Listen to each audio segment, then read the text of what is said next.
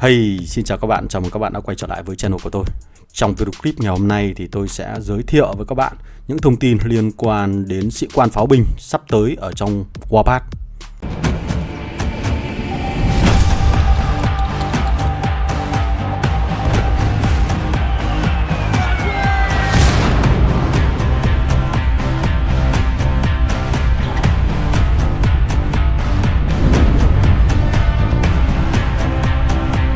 Rồi, sắp tới thì chúng ta sẽ đón nhận một nữ sĩ quan dành cho đơn vị pháo binh. Và để sở hữu được nữ sĩ quan này thì chúng ta sẽ phải kiếm cô nàng ở trong quầy rượu các bạn ạ. Đây là sĩ quan mới nhất ở trong quầy rượu và đặc biệt là dành cho các đơn vị pháo binh.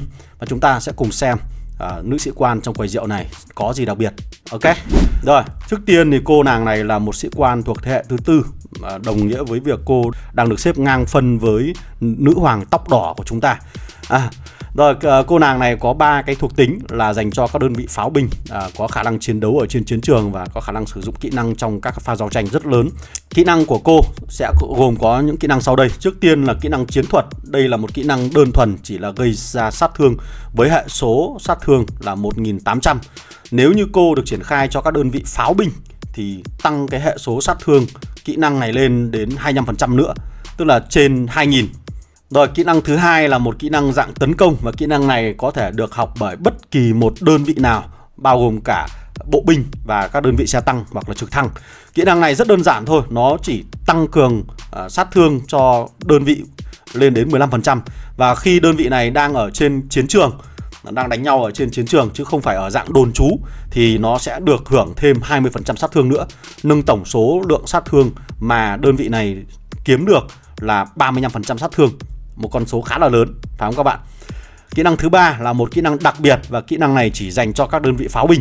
Thì nếu như mà sĩ quan này triển khai cho một đơn vị pháo binh thì sẽ tăng cường hỏa lực lên đến 10%, và có khả năng gây ra một cái hiệu ứng là chí mạng cho kỹ năng của sĩ quan với tỷ lệ là 50%.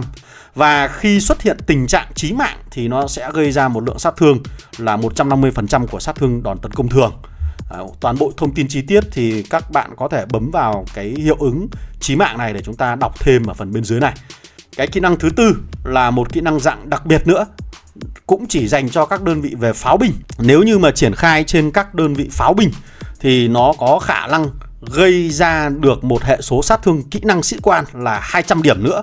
Nếu như bất cứ khi nào mà cái hiệu ứng chí mạng xảy ra, và cái hiệu ứng này sẽ chỉ được kích hoạt mỗi 1 giây một lần, thì mình thấy là nó khá là nhiều. Nhưng mà với tỷ lệ là 50% chí mạng thì mình cũng chưa biết là cái liệu rằng cái phần sát thương gây ra đấy nó có xuất hiện nhiều hay không. Đấy. Thì có lẽ là cái này cần phải kiểm thử thêm để xem liệu rằng với 50% xuất hiện cái tỷ lệ chí mạng này thì nó có xuất hiện được nhiều hay không.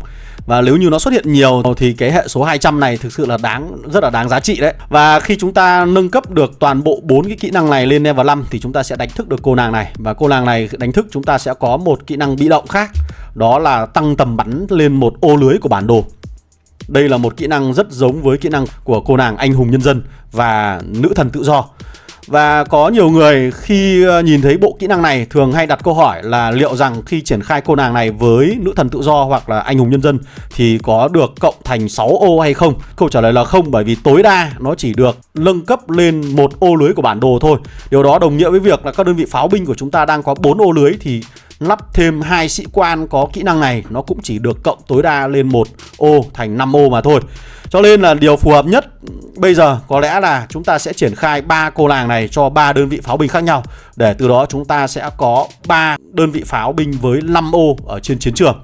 Rồi, thế thì nhận định tổng quan về bộ kỹ năng của cô nàng này thì mình đánh giá đây là một sĩ quan dành cho các đơn vị pháo binh. Điều này là rõ ràng rồi. Nhưng nó sẽ phù hợp hơn với những đơn vị pháo chống tăng của sư đoàn tiên phong, bởi vì hiệu ứng tăng sát thương rất lớn và hiệu ứng gây ra tỷ lệ chí mạng cực kỳ cao. Còn mình vẫn chưa rõ là cái tỷ lệ chí mạng này nó có xuất hiện cho các đơn vị pháo lựu hay không. Thì cái này có lẽ là cần phải hẹn gặp lại các bạn ở trong các bài kiểm thử liên quan đến sĩ quan này. Nếu như cái tỷ lệ chí mạng này cũng xuất hiện cho các đơn vị về pháo lựu thì nó cũng thực sự rất là đáng giá để chúng ta có thể cân nhắc. đúng không ạ? Còn nếu như nó chỉ đáp ứng được cho các đơn vị về pháo chống tăng thì những đơn vị pháo chống tăng chúng ta sẽ mang được ra chiến trường nhiều hơn so với thời điểm hiện tại. Mặc dù là ở trên chiến trường chúng ta cũng đã xuất hiện những cái đơn vị pháo chống tăng rất là nhiều, nhưng mà dường như thì nó chỉ dùng mục đích đó là phòng không là chính. Còn hiện tại nếu như có thêm cô nàng này được trang bị cho các đơn vị pháo chống tăng thì khả năng là cô nàng này cũng sẽ được dùng để bắn vào các đơn vị xe tăng.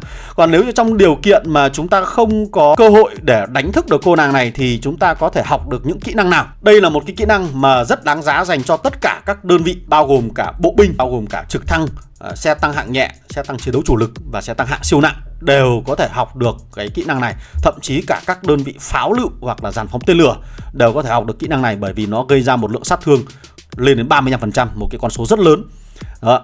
Còn ngoài ra thì hai kỹ năng đặc biệt này thì lại cần phải kiểm thử thêm, giống như mình đã nói rồi. Bởi vì cái kỹ năng này thì nó lại phụ thuộc vào cái tỷ lệ chí mạng khi xuất hiện. Thế thì một lời cuối cùng là đây là một sĩ quan ở trong quầy rượu, và việc sử dụng 720 tượng vàng của quầy rượu để đánh thức được cô nàng này nó có đáng giá hay không thì có lẽ là cần phải có các bài kiểm thử hoặc là các boss đánh thức được cô nàng này trước, để chúng ta sẽ cùng nhau xem liệu rằng cô nàng này có xuất hiện được nhiều hơn ở trên chiến trường hay không. Nhưng về mặt chủ quan của mình thì với cái kỹ năng dạng bị động là tăng cường một ô lưới của bản đồ thì cô nàng vẫn xứng đáng để chúng ta có thể đầu tư xu quầy rượu, xu đố quầy rượu để đánh thức được cô nàng này sau khi các bạn đã có được nữ thần tự do. Đây là một cái lời khuyên mà mình cho là đáng giá dành cho tất cả các bạn nếu như chúng ta đang chơi theo con đường pháo binh. Nghĩa rằng là gì? Sau khi các bạn đã đánh thức được cô nàng nữ thần tự do và bây giờ chúng ta vẫn chưa biết là phải đánh thức được sĩ quan nào sau cô nàng này, thì các bạn hoàn toàn có thể lựa chọn tiếp cô nàng Madame Vindicta này để chúng ta đánh thức cô, bởi vì cái kỹ năng cộng một ô lưới cho đơn vị pháo binh không bao giờ bị out meta. Đây là một lời khuyên cực kỳ chân thành. Tuy nhiên là việc lựa chọn cô nàng nữ thần tự do để đánh thức trước hay cô nàng này, đó là một cái câu hỏi cần phải có các bài kiểm thử để xem và chúng ta có đáng giá 1 năm trời cho việc đánh thức một cô nàng với cái hiệu quả tăng một ô lưới của bản đồ hay không. Ok, rồi. Đây là một vài thông tin cơ bản dành cho tất cả mọi người nếu như chúng ta vẫn chưa có điều kiện để tìm hiểu thêm về cô nàng này. Phần cuối video clip là xin các bạn một like, share và subscribe cái channel của mình. Còn bây giờ chào tạm biệt và hẹn gặp lại các bạn. Goodbye.